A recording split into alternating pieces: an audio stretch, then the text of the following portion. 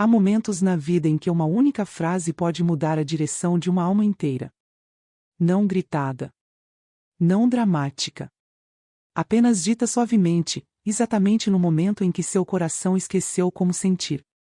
A noite sobre a qual estou prestes a contar começou como qualquer outra. Eu tinha dinheiro. Eu tinha conforto. Eu tinha um nome que as pessoas respeitavam. Mas eu não tinha paz.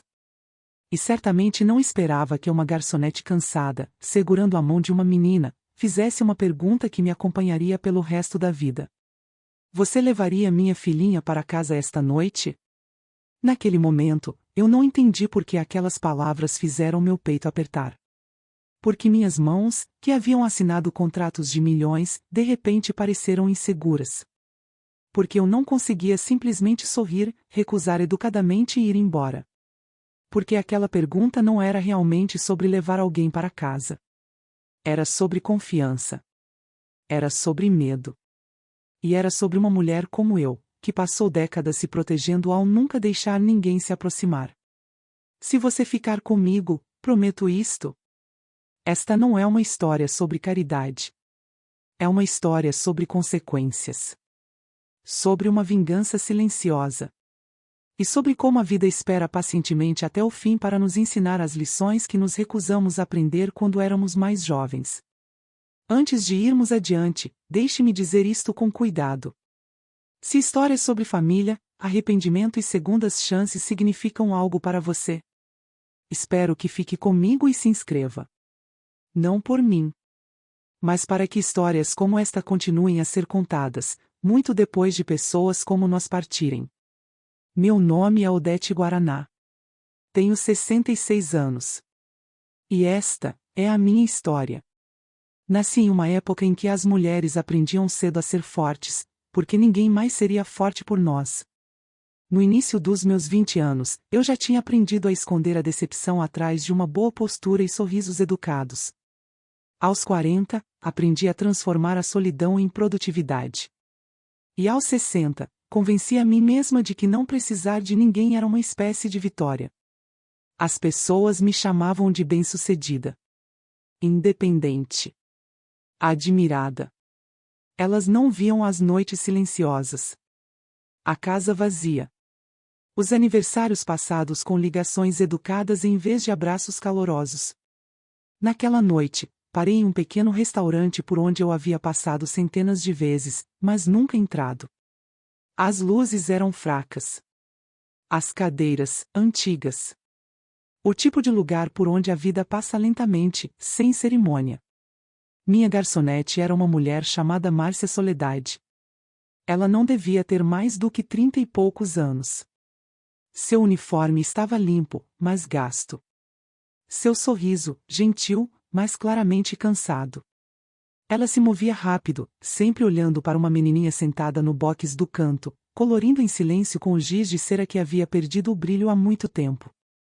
Aquela menininha era Elô Santana. Ela não devia ter mais do que 7 anos.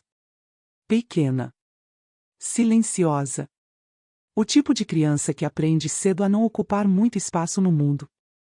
Percebi como Márcia a observava entre os pedidos. Como seus olhos nunca deixavam totalmente o salão. Como qualquer som fazia seus ombros ficarem levemente tensos. Eu reconheci aquele olhar. É o olhar de quem sabe que o mundo nem sempre é gentil e permanece alerta porque ninguém mais estará. Quando terminei minha refeição, o gerente, Laércio Paiva, aproximou-se da minha mesa. Seu tom era educado, mas seus olhos já estavam na porta. Estava tudo satisfatório, senhora? Perguntou. Assenti com a cabeça. Ele me agradeceu rapidamente e se afastou, já pensando no próximo problema que o aguardava. Quando me levantei para ir embora, senti aquele impulso familiar de sair, intocada, inalterada.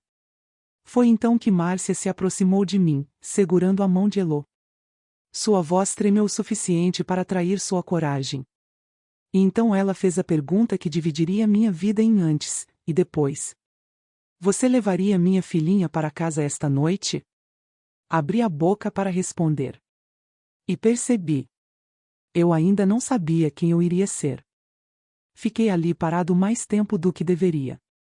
O barulho do restaurante foi desaparecendo, substituído pelo som dos meus próprios pensamentos discutindo entre si. Eu poderia ter dito não.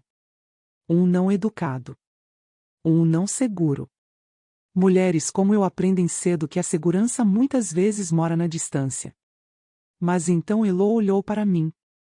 Não com expectativa. Não com esperança. Apenas com uma curiosidade silenciosa, como uma criança que já aprendeu a não pedir demais. E antes que minha mente pudesse interferir, ouvi a mim mesma dizer: sim. Eu posso levá-la até em casa. Márcia soltou um suspiro que nem sabia que estava aprendendo. Seus ombros relaxaram um pouco, como se o mundo tivesse afrouxado o aperto por um instante. São só 3 quarteirões, disse rápido, quase se desculpando. Eu termino meu turno tarde. As ruas nem sempre são gentis. Eu assenti. Porque entendia exatamente o que ela queria dizer. Lá fora, o ar estava fresco e pesado com o cheiro de asfalto velho e chuva distante. Elo enfiou a mãozinha na minha sem hesitar. Isso me surpreendeu. Crianças geralmente sentem a distância em adultos como eu. Elas percebem os muros que construímos. Mas a mão dela estava quente. Confiante. Enquanto caminhávamos, ela apontava pequenas coisas. Um gato dormindo sobre um carro estacionado. Um poste pescando. Uma calçada rachada em forma de estrela. Eu ouvi. Percebi quanto tempo fazia desde que alguém falava comigo sem querer algo em troca. No meio do segundo quarteirão, ela perguntou: Você é rica? A pergunta era inocente. Sem filtros. Honesta. Sorri de leve. Acho que algumas pessoas diriam que sim. Ela assentiu, como se estivesse confirmando um pensamento que já tinha. Minha mamãe diz que pessoas ricas geralmente são muito solitárias. As palavras dela pousaram devagar, e ficaram. Se você está ouvindo isso agora e sentiu algo se mexer aí dentro, talvez toque no botão de curtir, não pelo algoritmo. Mas porque histórias assim nos lembram que ainda somos humanos. Na esquina do prédio dela, Elo parou. É aqui, ela disse. O prédio era antigo. Tinta descascando. Janelas apagadas. Nada nele parecia seguro. Ou fácil. Márcia estava esperando na porta, o alívio estampado no rosto no momento em que nos viu. Obrigada, ela disse, a voz carregada de algo não dito. Eu não costumo pedir ajuda a estranhos. Mas hoje à noite, senti que podia confiar em você. Confiança. Essa palavra de novo. Quando me virei para ir embora, Elo puxou minha manga. Você pode entrar se quiser, ela disse. A gente tem chá. Não é muito bom, mas é quentinho. Não sei por que eu disse sim. Talvez porque, pela primeira vez em anos, alguém quisesse a minha presença. Não o meu nome. Não o meu dinheiro. Apenas eu. Por dentro, o apartamento era pequeno, mas limpo. Um único sofá.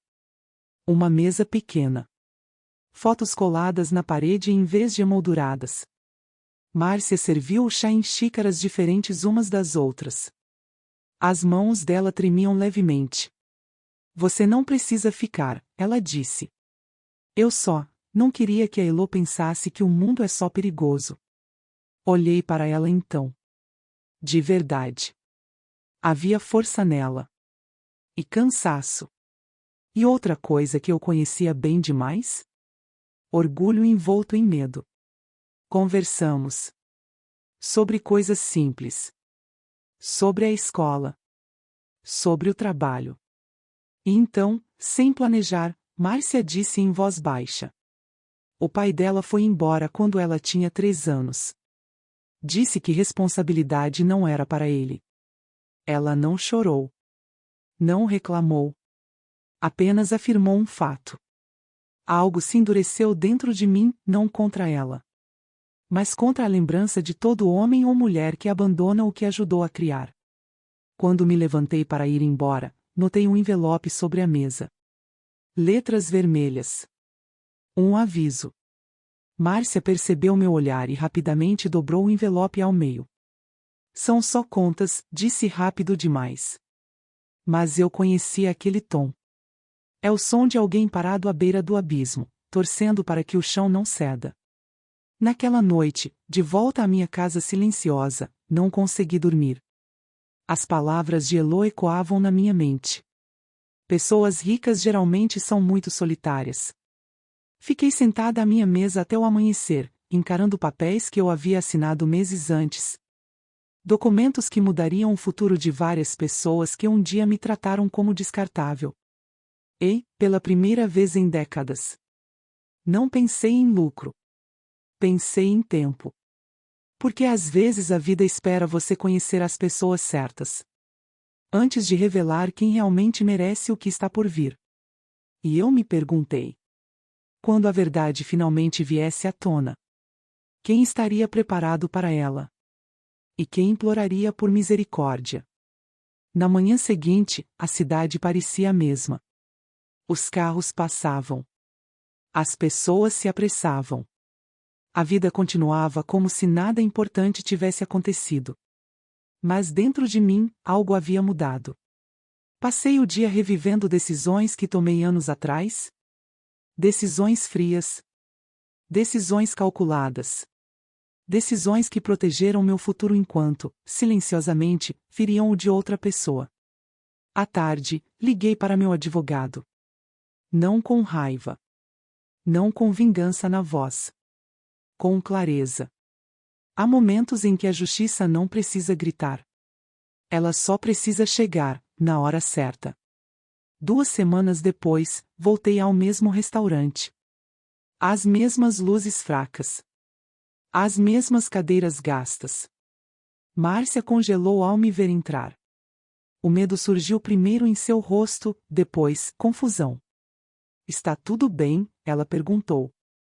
Sorri e assenti. Perfeitamente. Laércio Paiva apareceu logo depois, limpando as mãos no avental. Ele me reconheceu imediatamente. Pessoas como ele sempre reconhecem. Pedi para conversarmos em particular. Em seu pequeno escritório, coloquei uma única pasta sobre a mesa. Sem levantar a voz. Sem acusações.